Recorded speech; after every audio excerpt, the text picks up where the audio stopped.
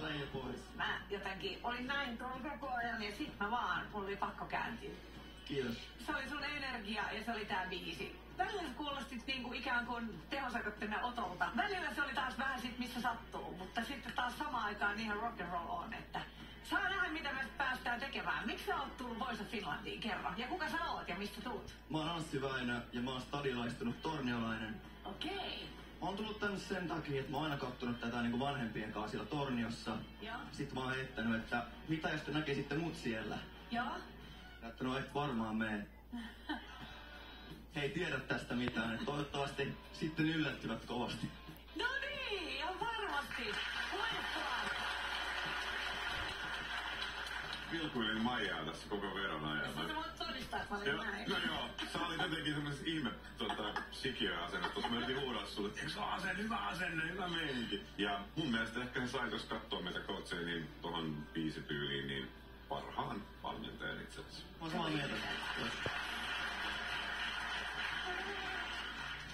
Mä rakastan sitä, miten suomalaistaan sanoa, että et varmasti mene ja sit sä kuitenkin tuut. Ja se jotenkin mulle sinetöi, että toi biisi ja sinä ja koko tää paketti, sun ääni ja kaikki on niinku totta. Ja ihanaa reissua ja tehdään vanhemmat ylpeiksi. Joo, kiitos paljon.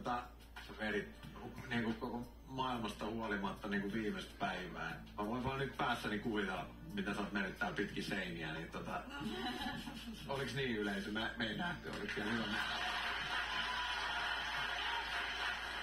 Hei, tervetuloa ja mahtavaa. Mä vaan silleen kaikkea. Jatketaan tästä. Käännyin, koska joku kutsu siinä oli niin voimakas. Tuossa lääkinnäinen Axl Rose 80-luvun alku luukkia.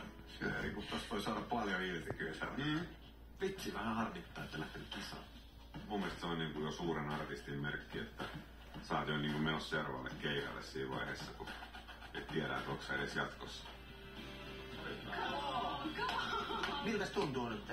Uskomaton fiilis. Mä ehdin jo pettyä siinä, kun mä lähdin. Mä huomasin. Mutta mä niinku halusinkin, että Maija kääntyi. Loistavaa. Ja onneksi olkoon. Kiitos. Me nähdään kaksintaistelussa. Kiitos. Sillä. Alright.